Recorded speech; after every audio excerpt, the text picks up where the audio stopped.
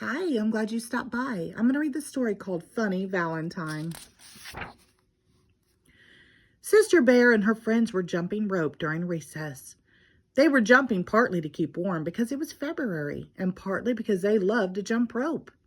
Sister and Lizzie were turning and Amy was jumping. Uh-oh, said Lizzie. There's a boy coming over from the boys' side of the playground, and guess who it is? There wasn't any rule about boys' side and a girls' side at Bear Country School. But the boys did sort of stay on one side of the playground and the girls on the other. Oh, I hope it's Herbie Cubison, thought Sister. Sister Bear liked Herbie, and everybody knew it, except maybe Herbie. Is it Herbie? Asked Sister, not wanting to look. No, said Lizzie, it's Billy Griswold. Oh, no, not that awful Billy Griswold, said Sister, turning the rope faster and faster. Hey, slow down, said Amy. Hi, Sister, said Billy. Don't you hi me, said Sister. And you better not have a worm like you did yesterday, or a dead mouse like you did the other day before. No worm, no dead mouse, said Billy, just me. And with that, he began jumping with Amy and got tangled in the rope. Down they all fell in a heap. Why, you, said Sister. She pulled the rope free and ran after Billy. Sister was a fast runner, but Billy was faster and kept just ahead of her. Oh, why doesn't Herbie Cubison come to my rescue, thought Sister as she chased Billy around and around the playground. Herbie was too busy playing fistball even to notice. Then the bell rang, and they all went back to class. Well, class, said Teacher Jane, as I guess you all know, Valentine's Day is coming. We're going to have a Valentine party with punch and cookies, and we're all going to give Valentines to each other. Yippee! Cried the class. Oh, yeah, said Sister underneath her breath. If she thinks I'm going to send a Valentine to that no-good rotten Billy Griswold, she's got another thing coming. But Sister had another think coming too. She began to think about what kind of Valentine Herbie Cubison might send her. She was still thinking about it that night at dinner when the phone rang. It's probably for you, brother, said Papa. So you might as well answer it. That's right, said Sister. It's probably one of your sweethearts. You cut that out, said Brother, as he went to answer the phone. I wish you wouldn't tease your brother like that, said Mama. Well, said Sister when Brother returned, which one of your sweethearts was it? Bonnie, Jill, or Alexis? It was Bonnie, if you must know, said Brother. And she was calling about math homework. Uh-huh, said Sister.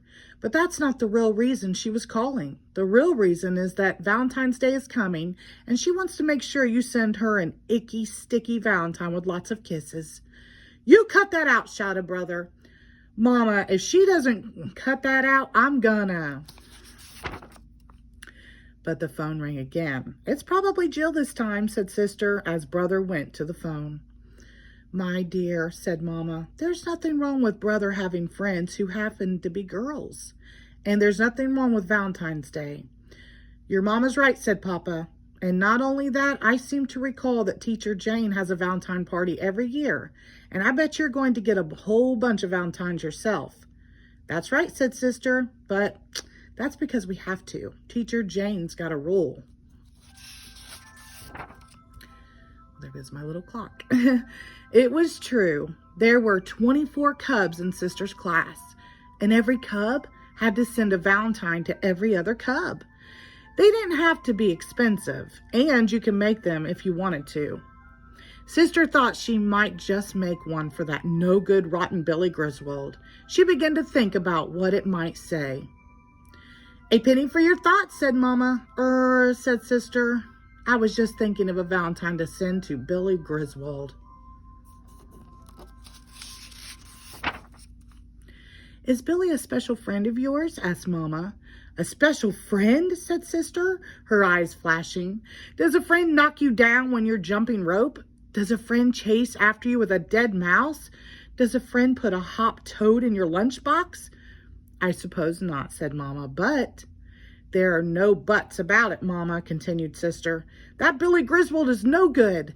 Nuisance, and if he doesn't stop bothering me, why don't you ask your boyfriend Herbie Cubison to make him stop, said Brother, who had come back to the table. Boyfriend, boyfriend, shouted Sister. You take that back. Everyone knows that Sister Bear has a huge crush on Herbie Cubison. Mama, make him take it back, cried Sister. I've hardly ever said a word to Herbie Cubison. Brother's the big Valentine sweetheart around here. That'll be quite enough, said Papa. Valentine's Day is supposed to be fun. It's not supposed to be a shouting match. Well, I'll stop if he'll stop, grumped Sister. And I'll stop if she'll stop, grouched Brother. Papa put a finger to his lips and they both stopped. Sister didn't have to make a special Valentine for Billy Griswold. She found the perfect one for him at the card store. It showed a scary-looking Frankenbear-type monster with a bolt on each side of his neck. It said, monsters come in every shape and size, but when it comes to creepy, you take the prize. She signed it, Guess Who? She couldn't wait to see Billy's face when he opened it at the class Valentine's Day party. But Sister forgot to watch when Billy opened oh goodness, let me start over there. But Sister forgot to watch when Billy opened her Valentine, because among the Valentines she received was one that took her breath away. It was all hearts and flowers, and inside it said, will you be my Valentine friend? Wow, said Lizzie Bruin. It must have cost a whole $1. It's signed Guess Who, said Sister. Who do you suppose it's from? Well, I know who you hope it's from, said Lizzie. If somebody sent me a beautiful Valentine that cost a whole $1, I'd sure want to know who it was from. There's Herbie over by the punch bowl. Go ask him. Sister started for the punch bowl, but Billy Griswold blocked her way. He had the Valentine Sister had sent him. I'll be glad to get you some punch, said Billy. And throw it down my back, said Sister. No, nothing like that, said Billy. I'm sorry about all the stuff I did, and I really don't blame you for sending me this. It's really pretty funny. How'd you like that Valentine I sent you? You sent me, said Sister. You sent me this Valentine? Yep, said Billy. I saved up for weeks to get it. Sister was confused. She didn't know what to say, so she just said, thanks. She was still confused that evening when she showed Billy's Valentine to Mama. Well, it certainly is beautiful, said Mama, and I understand your puzzlement. It takes me back to when I was a cub your age. There was this awful boy, just like Billy Griswold.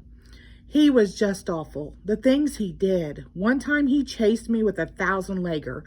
Yuck, said Sister. And that wasn't the worst of it, continued Mama. Once he put a giant bullfrog in my lunchbox. It scared me half to death when it jumped out. It scared the whole class. It got me in peck of a trouble. How about the awful boy? Asked Sister. Didn't he get in trouble? Oh, yes, from time to time, said Mama. But after a while, he straightened out, got married, and raised a family. He became a solid citizen. Do I know him? Asked Sister. Yes, said Mama. He's sitting right over there. It was your Papa. Sister looked over at Papa, whose face was buried in the newspaper. The next day, Billy Griswold came over to Sister at recess. Can I ask you something? He said. I guess so, said Sister. Can we sit together at the assembly tomorrow? You won't bring any worms or toads? Nope, said Billy, I promise. Okay, said Sister. So the next day, Billy and Sister sat together at assembly. He brought her a flower. It was a daisy. Sister forgot all about Herbie Cubison. In that afternoon, Sister pressed Billy's daisy in a book. The end. Thank you.